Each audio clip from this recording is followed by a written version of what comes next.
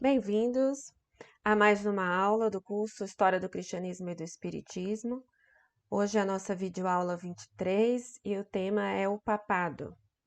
É um assunto muito extenso, muito interessante.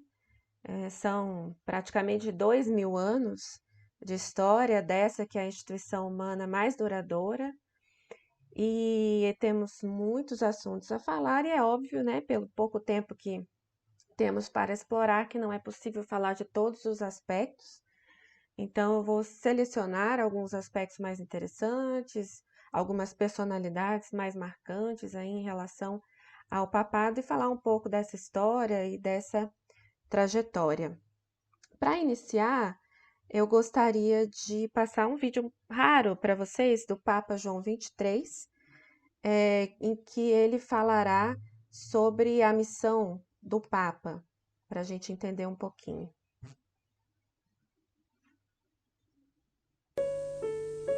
Sapete che c'è modo, recitando il rosario così, per il Papa di ricordarsi di tutto il mondo.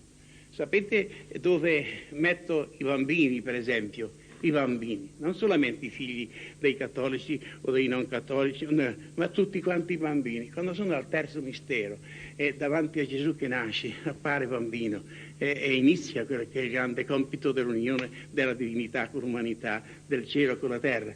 Io, per le 10 Ave Marie, le dico per tutti i bambini che sono nati nelle 24 ore prima che cominci il mio rosario. Quindi è una piccola confidenza, appena un bambino nasce, quella è la preghiera del Papa per sé. Perché penso che non ci sia niente come così dolce in una famiglia come l'innocenza di un bambino e così sta bene che passi almeno per la bocca di uno che ha il compito di rappresentare ufficialmente questa unione dell'uomo, dell'anima con Dio e che li ricorda bene. Poi, d'altro cosa volete che io vi aggiungo? È più importante per chi si trova al posto mio saper tacere che saper parlare. E parlare con misura, parlare con garbo, parlare con rispetto per tutti gli altri. Si dice ma il Papa rappresenta, diciamo, il governo, per così dire, la direzione della Chiesa Cattolica, ma per sé, se andate al fondo, se credete nel Vangelo e se ritenete che sia degno di rispetto anche per l'esperienza di 20 secoli, non si può negare che il compito del Papa non è chiuso unicamente a quelli che hanno la professione, diciamo, cristiana e cattolica particolarmente, ma il cuore suo deve espandersi. Se rappresenta il nostro Signore Gesù Cristo, evidentemente lo deve rappresentare in tutto. O Papa João 23, ele era conhecido como o Papa Bom e foi uma figura assim muito importante na história da Igreja, porque foi quem convocou o Concílio, né, do Vaticano II, que nós vamos ver aí em próximas aulas, e que modificou bastante, né, várias ideias aí que a Igreja vinha nos trazendo. Então ele nos fala, né, dessa missão do Papa, que é uma missão que deveria ser universal, né, já que a Igreja Católica, né, o católico, ele quer dizer universal. No entanto, né, nós vamos acompanhar na aula de hoje que nem sempre essa foi, né, o entendimento do papado e do Papa sobre a sua missão. Vamos começar então pela origem de tudo, né? A Igreja Católica, ela se baseia, né, nessa questão da legitimidade do Papa, nessa passagem que está em Mateus, capítulo 16, versículos 13 a 20. Eu vou ler aqui para que vocês possam compreender um pouquinho, a gente fazer alguns comentários. Chegando Jesus ao território de Cesareia de Filipe, perguntou aos discípulos: Quem dizem os homens ser o Filho do Homem? Disseram, uns afirmam que é João Batista, outros que é Elias, outros ainda que é Jeremias ou um dos profetas. Então lhes perguntou: E vós, quem dizeis que eu sou? Simão Pedro, respondendo, disse: Tu és o Cristo, o Filho do Deus vivo. Jesus respondeu-lhe: Bem-aventurado és tu, Simão, filho de Jonas, porque não foi carne ou sangue que te revelaram isso, e sim meu Pai que está nos céus. Também eu te digo que tu és Pedro, e sobre esta pedra edificarei a minha igreja, e as portas do Hades nunca prevalecerão contra ela. Eu te darei as chaves do reino dos céus, e o que ligares na terra será desligado nos céus, e o que desligares na terra será desligado nos céus. Em seguida, proibiu severamente aos discípulos de falarem a alguém que ele era o Cristo. Então, segundo essa passagem aqui do Evangelho de Mateus, o próprio Jesus teria, né, deixado Pedro como aquele que seria o responsável, né, em edificar a sua igreja, né, que tem o controle absoluto do céu e da terra e também do inferno, né, do Hades ali, desse mundo inferior. É alguém que realmente tem essa. É como se Jesus estivesse, né, passando o bastão, né? Só que na realidade passando a chave ali de Pedro para o controle então da sua igreja. Aqui a gente encontra alguns problemas nessa passagem. Primeiro, a questão da palavra igreja. A palavra igreja, ela não, eclésia em grego, né, assim está no original, ela não aparece em nenhum outro evangelho, a não ser no evangelho de Mateus, né, e raríssimas vezes. Então, tudo leva a crer, né? E a gente já, quem acompanha as nossas aulas, entende que Jesus, na realidade, não estava fundando uma igreja, mas sim falando do reino, né? Do reino do céu, do reino de Deus, que já estava em andamento. Então, essa questão da inserção dessa palavra eclésia, né? É uma questão daquela comunidade matiana que estava ali lutando ali com outras comunidades, e a gente já sabe que existiam vários cristianismos, vários líderes e várias comunidades. Então, eles estavam buscando um líder, um líder que legitimasse a sua comunidade, né, e o seu entendimento das palavras de Jesus. Então, eles vão acrescentar a palavra eclésia, como se, né, se Jesus tivesse falado, mas na realidade, né, não, utilizando os critérios históricos, a gente entende que não, né? Jesus não teria dito essa frase, principalmente porque ela também não é encontrada nem em Mateus, nem em Lucas, né? Então, no critério aí, né, da múltipla confirmação, ela também não se sustenta. Mais um aspecto quanto a isso, né, é a questão aqui do trecho em si. Se a gente for observar em grego, né, aqui você tem em cima em grego, embaixo uma tradução, que é a mais comum. Também eu te digo que tu és Pedro, né, Petrus. E sobre essa pedra, Petra, edificarei minha igreja. Então, aqui há o entendimento, né, da Igreja Católica Apostólica Romana é que Petrus, que seria o nome, é um apelido, na realidade, que o próprio Jesus colocou em Pedro, né, o nome dele era Simão. Então, o Pedro é aquela pedra, né, aquela rocha onde seria edificada a minha igreja. Mas nem todas as religiões cristãs entendem da mesma forma, né? Há pessoas que entendem da seguinte maneira, porque Petros poderia também ser chamado de seixo, né? E Petra também rocha. Então você tem uma interpretação que diria que ele é apenas um seixo, ou seja, uma pedrinha. Mas sobre essa rocha edificaria a minha igreja. O que é a rocha? É aquilo que ele revelou, que Jesus Cristo é, né? Jesus é o Cristo. Mas, na realidade, né, Jesus não falava grego. Então, desculpa aqui, gente. Vou voltar aqui.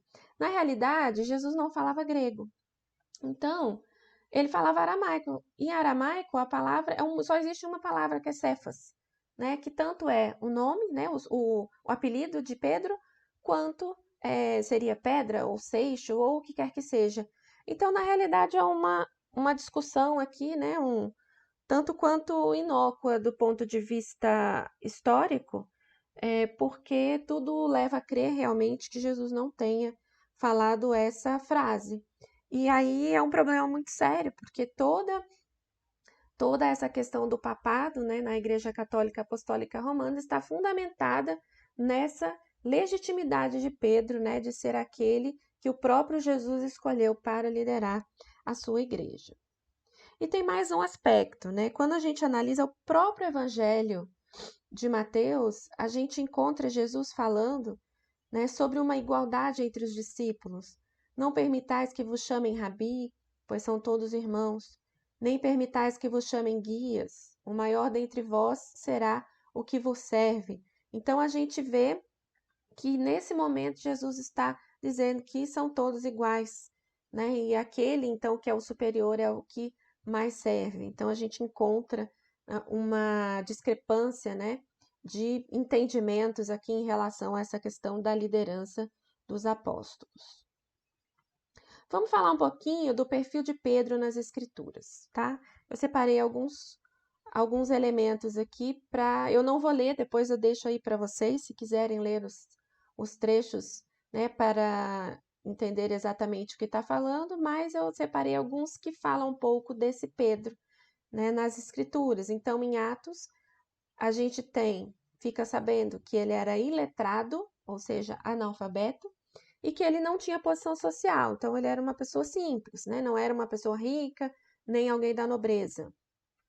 Marcos vai nos dizer que ele era pescador em Cafarnaum. Jesus encontra, né, Pedro pescando, né, ali no lago de Genezaré, também chamado como Mar da Galileia, uma cidade simples da Galileia.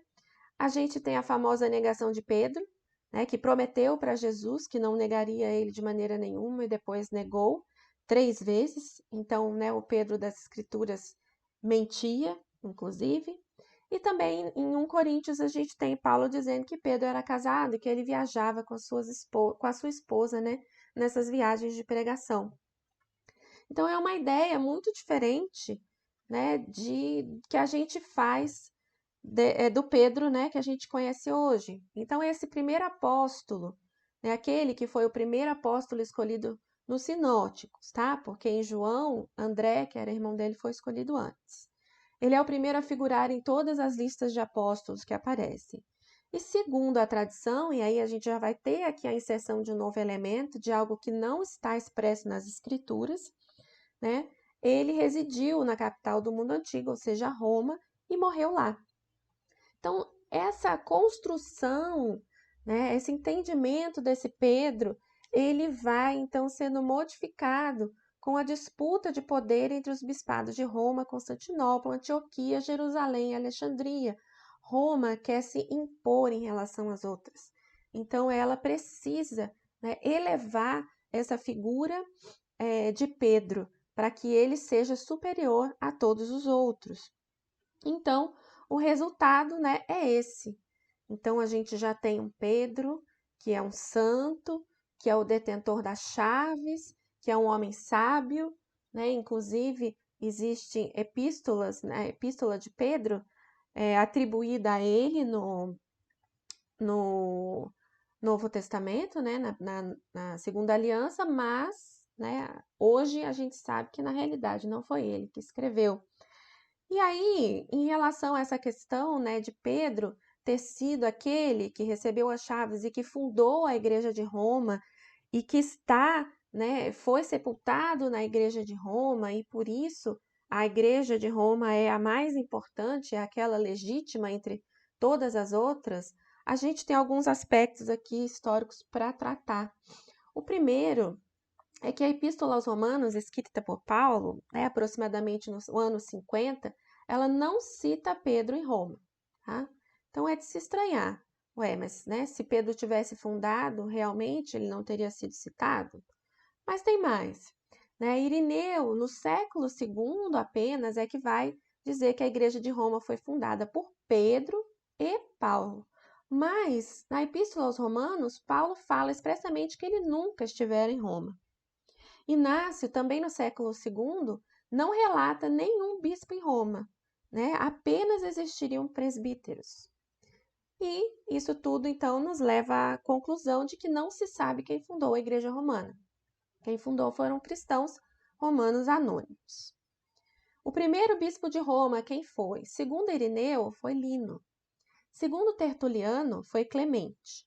Segundo Eusébio, foi Pedro, Lino e Clemente. Então, a gente encontra aí, né, versões diferentes. E o que se sabe é que a Igreja Romana só foi ter bispo, né? A gente tem comprovação de que a Igreja Romana teria bispo apenas 100 anos após a morte de Pedro.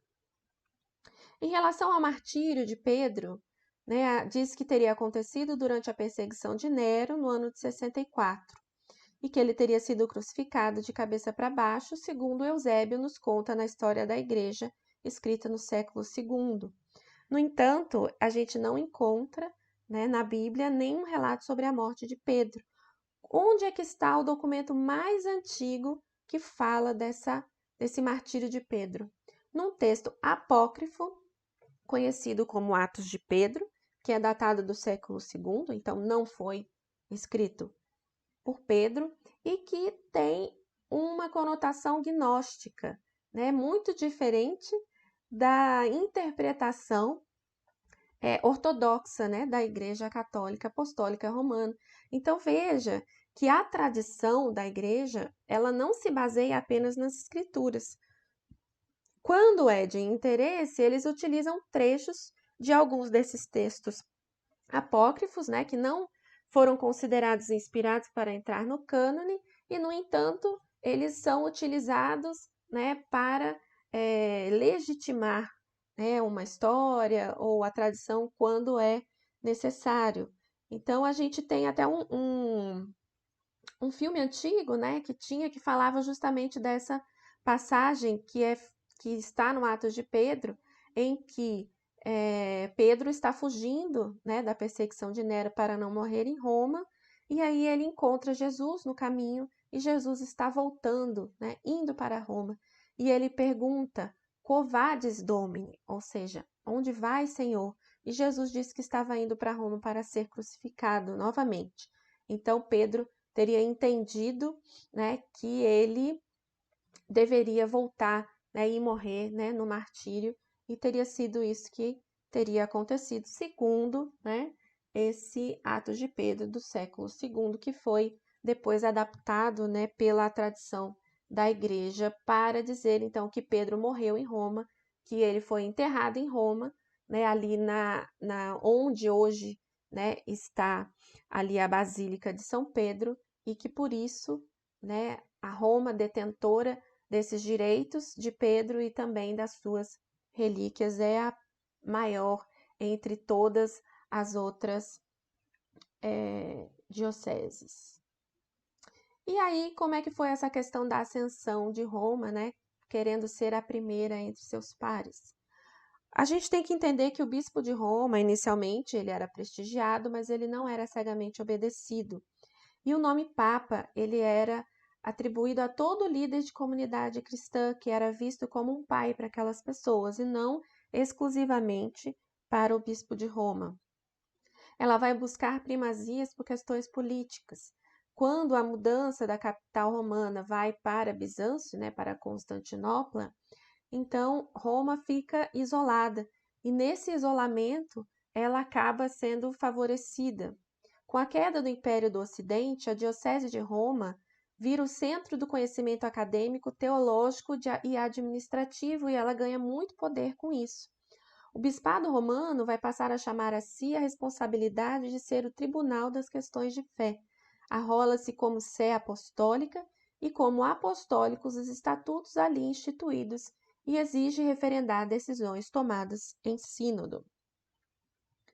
E aí, então, a gente vai ter esse crescimento, né, de poder que vai culminar naquilo que muitos historiadores acreditam ser o primeiro Papa de verdade, né, assim, na acepção dessa palavra que a gente entende, né, que é aquele líder da Igreja Católica, que teria sido, então, o Leão Magno. Ele foi o primeiro a utilizar o título de Pontífex Maximus e dizer que Pedro era superior a Tiago. Também vai falar da sucessão apostólica, né, baseado naquele trecho de Mateus que a gente viu, né, que Pedro recebeu as chaves e Pedro passa ao próximo bispo de Roma e assim sucessivamente.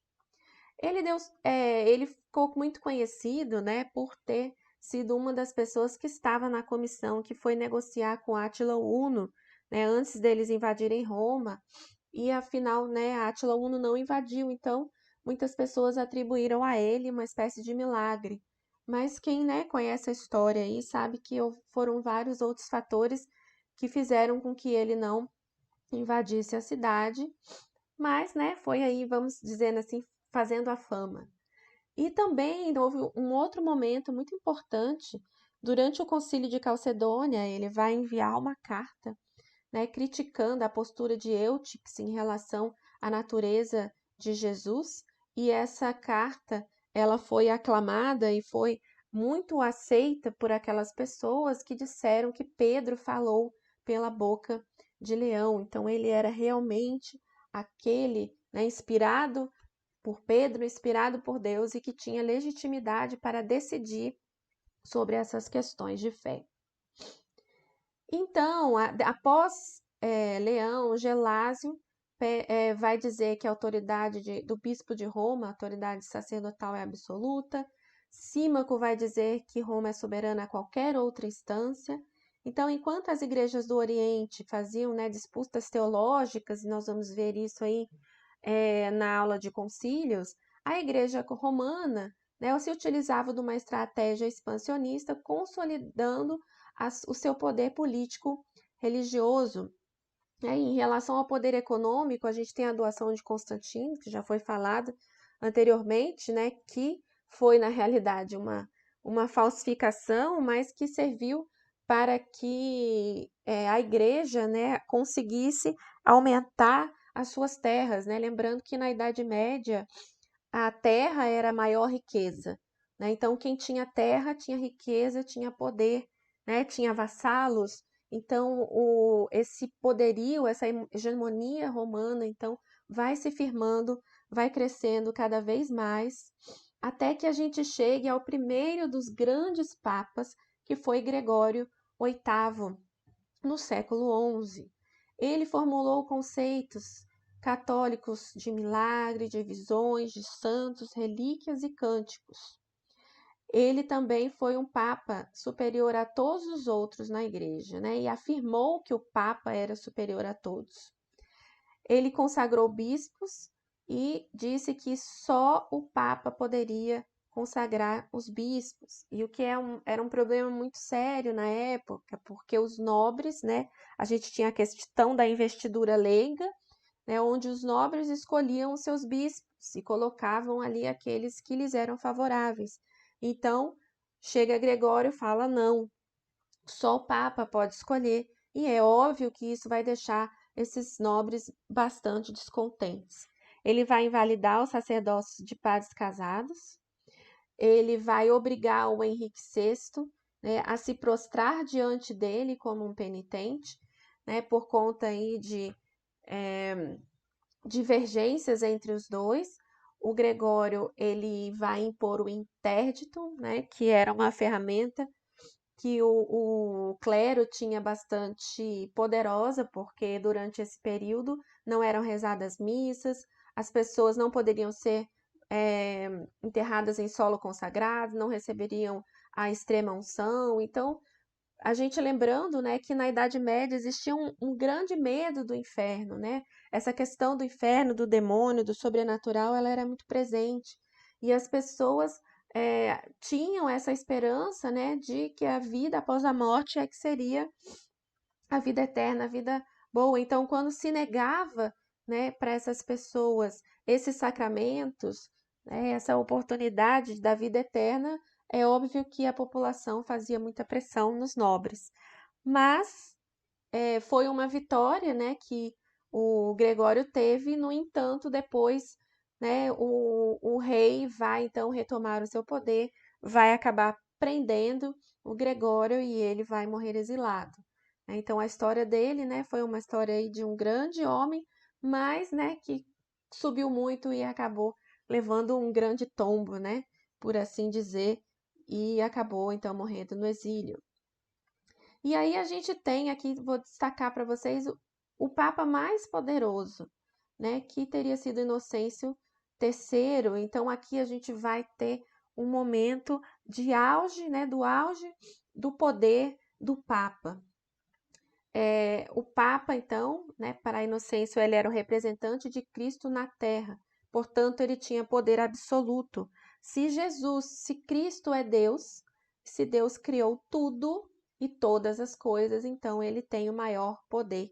Então, Inocêncio, né, dizia que ele, como representante, o único e legítimo representante de Cristo, tinha poder máximo sobre todas as instâncias.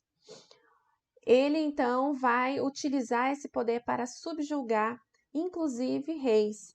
Então, ele vai obrigar o Filipe II, rei da França, a retomar um casamento, utilizando, então, do interdito, né? Ele tinha interesse, né, nesse casamento que tinha sido anulado, então ele o obriga, né, a retomar. Também outro, né, João Sem Terra, outro rei que foi então aí, né, subjugado pelo Inocêncio III e que foi obrigado a pagar uma remuneração ao Papa, né, para anular a excomunhão e o interdito que ele teria imposto.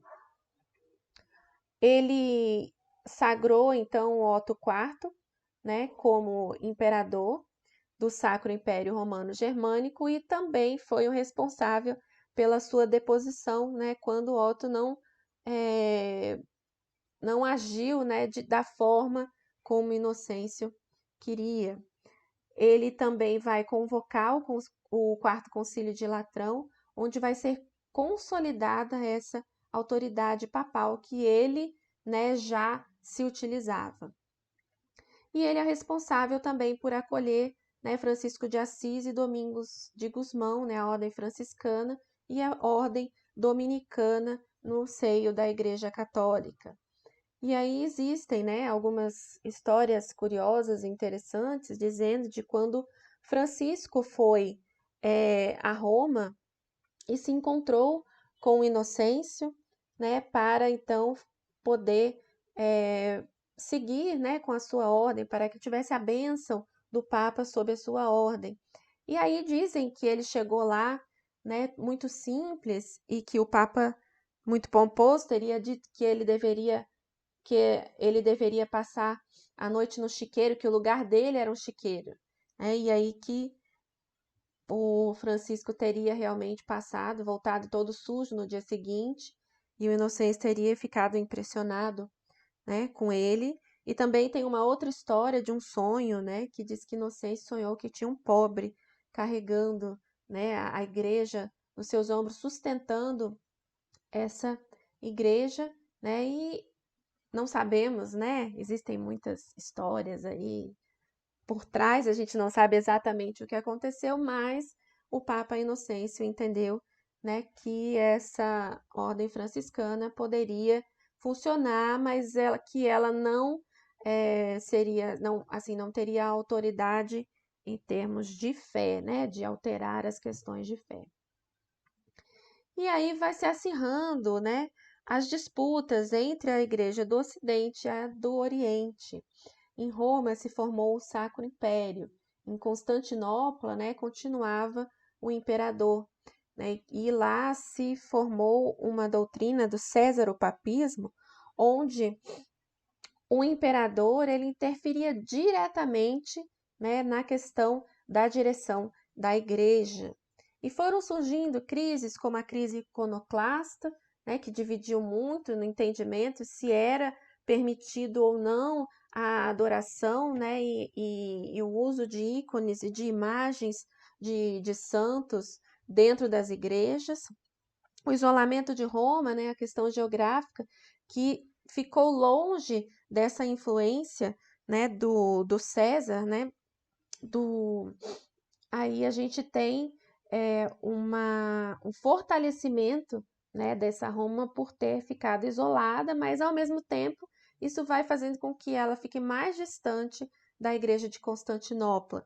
Outra questão foi a questão do pão, se o pão poderia ou não ter fermento, o que parece para nós uma coisa muito simples, corriqueira, mas que para eles era uma questão crucial, né, já que esse pão representa o próprio corpo de Cristo. A questão da primazia do Papa, que é óbvio que Roma queria impor, né, e Constantinopla não queria aceitar essa imposição, entendia que ela, né, tinha sua autonomia. E, finalmente, a cláusula filioque, né, que é a questão se o Espírito Santo provém do Pai e do Filho. Então, no Ocidente, entendia-se que sim, vinha do pai e do filho. No Oriente, não, né? Que só vem do pai. Então, essa mudança, algo que tinha sido resolvido num concílio, era algo que não poderia acontecer.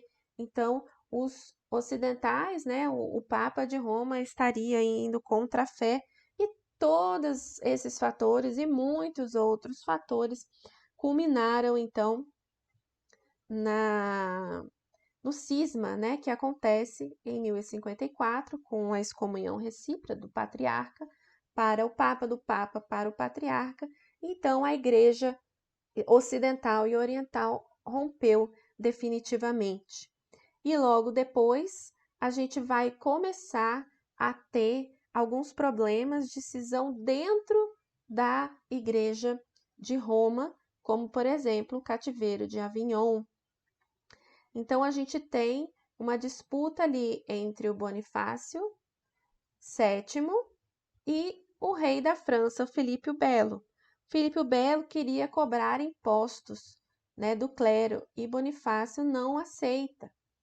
E isso vai gerar uma série de disputas, né, e que vão fazer então com que haja uma ruptura, né, entre cardeais e que seja eleito então um papa francês e que vai sair então da sede de Roma e vai para Avignon, na França. Então, durante, né, entre 1309 e 1377, a sede do papado não foi mais em Roma, mas em Avignon, na França. E aí, quem vai resolver, né, toda essa questão que durou tantas décadas é a Santa Catarina de Siena. Aqui eu coloquei é uma relíquia, né, a cabeça dela que se encontra numa igreja. Para nós, assim, é um tanto quanto mórbido, mas para a época era ter, né, uma relíquia de um santo era um fator de salvação, né, um fator de proteção para as pessoas. Então ela era uma visionária, ela era uma mística, ela tinha visões. E então, né, com essas visões, ela impressionou o Papa da época e convenceu esse Papa a retornar a Roma. Acontece que o Papa Urbano VI, que foi eleito em Roma, era uma pessoa terrível, né? Um Papa terrível e que desagradou muitas pessoas. Então, uma parte dos cardeais, então, rompeu com esse Papa, foi para Avignon, elegeu um novo Papa, que foi o Clemente VII, e teve, então, a gente vai ter um momento em que havia um Papa em Roma e havia um Papa em Avignon, né, com seu colégio cardinalício, com suas leis, com suas, né, cada um separado. E isso foi, né, esses papas foram se sucedendo até que chegou um momento que fizeram, então, uma reunião, um concílio em Pisa para resolver esse problema e elegeram, então, Alexandre V como novo Papa. Acontece que não foi aceito nem pelo Papa de Roma, nem pelo Papa de Avignon, então ficaram 3 papas ao mesmo tempo. Só no Concílio de Constança, que a gente vai ver aí com mais detalhes na aula do concílio, é que foram depostos os outros papas e que foi eleito o Martinho V. Então, veja bem, para a história de Roma, dos papas, então se a gente for lá, quais eram os papas daquela época?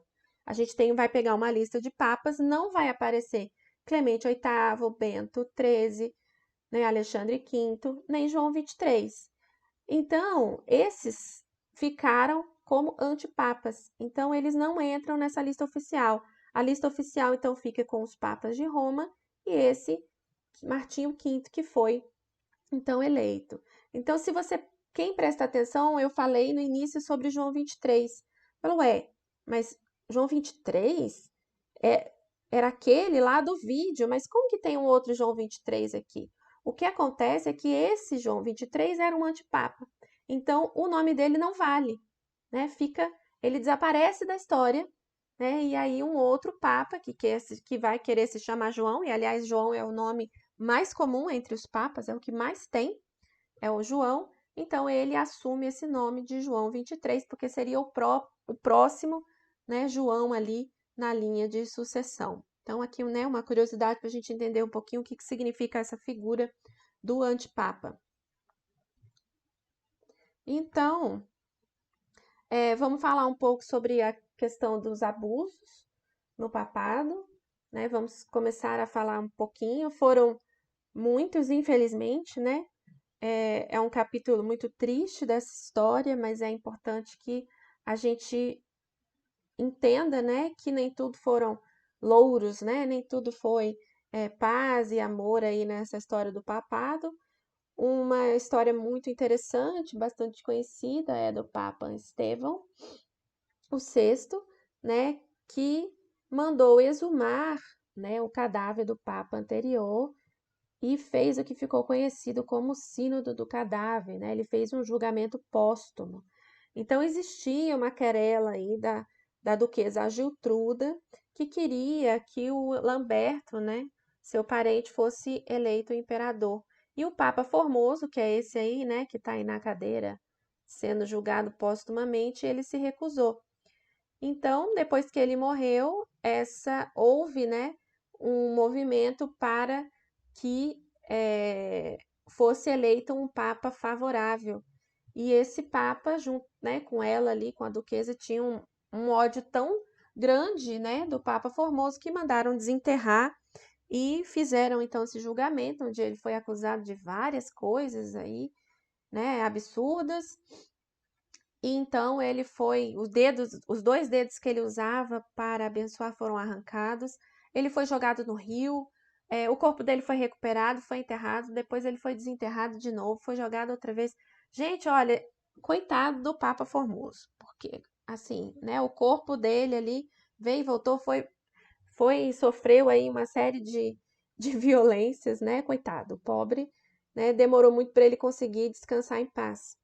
Mas o Estevão VI, né, também não teve um final feliz, afinal ele foi preso e morreu estrangulado na prisão.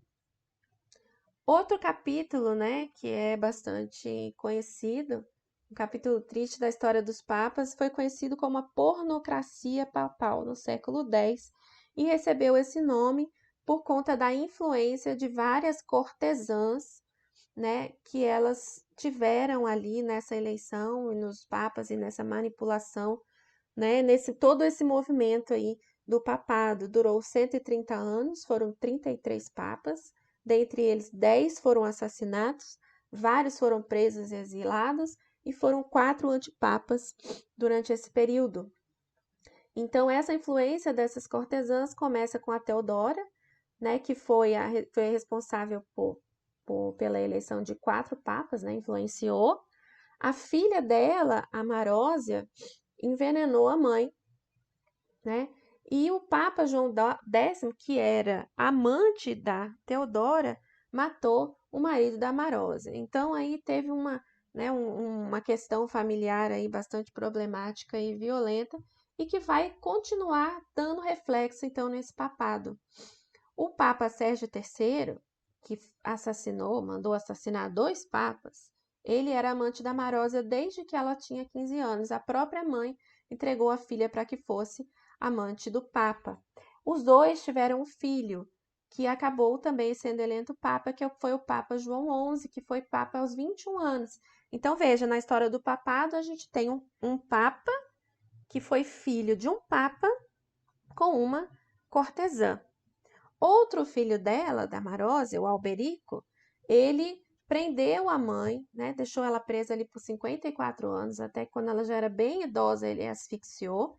Ele depõe o próprio irmão, que era o tal do filho do Papa, se autoproclama governante de Roma e, utilizando-se do nepotismo aí, né, tão conhecido nessa época, e infelizmente, né, até hoje a gente ainda tem aí seus ecos, ele vai colocar o seu próprio filho, João XII, como Papa. Mas esse Papa não era brinquedo, não, gente. Ele foi o responsável por coroar Otto I, Sacro Imperador Romano. Mas ele dizem que ele era tão imoral que as pessoas rezavam pela morte dele. Ele foi acusado de incesto, estupro, homicídio, mandar castrar bispo, invocar deuses pagãos. Ele roubou todo o dinheiro da igreja e fugiu, e foi deposto num sínodo.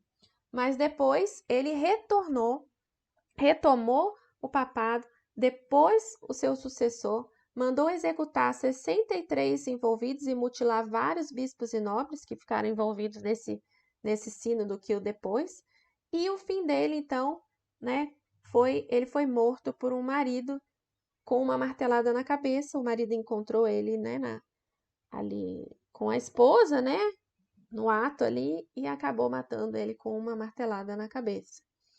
E esse então foi o fim desse Papa, né, vergonhoso, né, que foi o Papa João XII. Mas apesar, né, de tudo isso que a gente encontra, né, essas histórias, esse capítulo triste, a gente tem que entender que nem todos os papas foram assim, né? Muitos papas realmente têm essa preocupação, né, de fazer o bem, com a questão daquilo que Jesus prega, né? E aí um dos exemplos a gente tem aqui, né, com o nosso Papa Francisco, que quando ele foi eleito Papa, né, ele tinha que escolher um nome, e aí é interessante a gente falar do nome pontifício, que vem também dessa tradição que Jesus teria dado o nome de Cefas, né, de Pedro, ao primeiro Papa. Então, o cardeal brasileiro falou para ele: lembre-se dos pobres, e ele escolheu então o nome Francisco. E a gente tem uma série de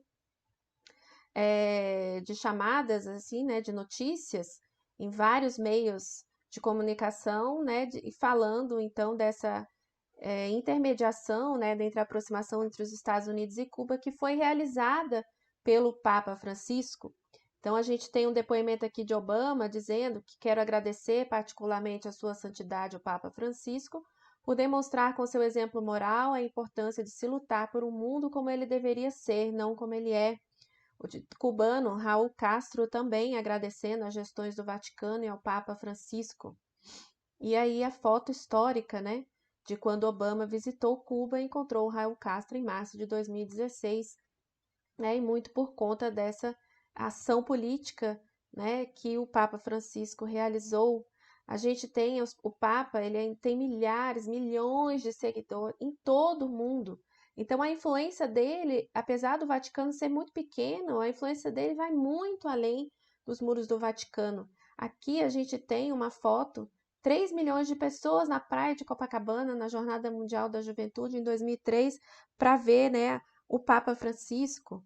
Então, é uma foto impressionante, né, que mostra como o Papa ainda tem, né, uma grande influência nos dias de hoje. E eles também têm, né, influência nas mídias digitais. Aí o papado está, inclusive, né, em 2003, foi realizada a indulgência plenária. 2013, desculpa, não 2003, né, ele deu indulgência plenária, ou seja, ele deu perdão, né, aos fiéis através do Twitter. E aí a gente tem aqui, eu peguei uma imagem do Twitter do Papa Francisco em português, né? Então, só no Twitter dele em português, hoje a gente está, né, em setembro de 2020, tem quase 5 milhões de seguidores, né? E ele tem Twitter aí em várias línguas e vários países do mundo. Então, ele é um influencer, né? Um influenciador digital aí muito grande. Ele já foi capa, inclusive, da revista Rolling Stone, né? O Papa é pop. E é pop mesmo, né? Conhecidíssimo aí de muitos lugares aí do mundo. E então, para a gente encerrando, né? A gente aí lembrando que o Papa, ele ainda é o líder máximo dos católicos e também um chefe de Estado. Então, ele tem um papel duplo de chefe da igreja, chefe de Estado. Ele é considerado infalível quando fala ex cátedra, né? Quando ele fala sobre questões de fé no seu papel, né, de Papa. Ele é considerado o representante, o único representante de Cristo na Terra. O seu poder se estende do céu à terra e ao inferno, né? Segundo o que consta aí na tradição de Pedro. E ele é detentor de uma riqueza inestimável, não apenas em dinheiro, né? Que eles têm ali no banco, é um banco do Vaticano, mas também em obras de arte, em imóveis, né? Aí espalhados por todo o mundo. Existem muitos outros aspectos, né, que seria interessante a gente abordar, que a gente não tem tempo e que fica aí para que vocês pesquisem sobre o envolvimento da, do Papa com esquema de corrupção, lavagem de dinheiro, com a máfia italiana, com o nazismo na época da Segunda Guerra e muitas outras questões aí interessantes, inclusive o Papa do fim do mundo, né? Alguns dizem que o Papa Francisco ia ser o último, e que existe aí teorias da conspiração, e essa questão da gente, né, de muita gente amar o Papa, mas também de muitas pessoas não gostarem, né, da posição dele em relação a uma série de questões aí, ele também ter muita oposição e tudo isso aí, né, que torna essa história do papado tão interessante, né, e que vale a pena a gente procurar se aprofundar. Para quem quiser, né, fazer aí uma pesquisa e conhecer um pouco mais sobre o assunto, então eu estou recomendando aqui 2 livros. Um é A História Secreta dos Papas, de Brenda Ralph Lewis, e outro é o Pedro Paulo Maria Madalena, do Bart Ehrman, né? Esse mais especificamente para quem quer conhecer um pouco mais sobre a história de Pedro, né? Que é considerado aí, então, pela Igreja Católica Apostólica Romana como sendo o primeiro Papa. E a gente fica por aqui hoje e eu espero que a gente possa se reencontrar numa próxima oportunidade. Até mais!